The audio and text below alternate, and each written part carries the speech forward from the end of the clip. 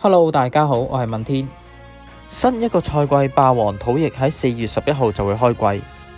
喺下一季，隨住吹風嘅出現，唔單止令到皇馬更上一層樓，亦令到下一季多咗好多突擊隊嘅出現。克制佢最簡單直接嘅方法就一定係用繳械，但係勝氣就只係得一個，比完網紅槍或者核彈漿之後就冇。而今集就會同大家介紹呢一隊由 SP 曹真組成嘅隊伍，用 SP 曹真自帶戰法嘅繳械去克制皇馬槍。而另外兩個武將就揀咗比較容易有紅度嘅程昱同埋滿寵。雖然兵種上比皇馬克制，但係依然能夠打出優勢。而呢一隊仲可以打到今季出現嘅法官盾，可以同時應付到皇馬槍同埋法官盾嘅隊伍並唔多，而且季初遇到呢兩隊嘅機會亦都好高。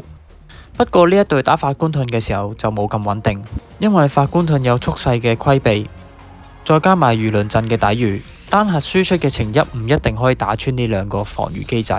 遇到咁嘅情況，可以將程昱嘅兵書改成精準。配置方面，程昱全智力，曹真傳統術同埋滿寵全智力。最後有戰報俾大家參考返。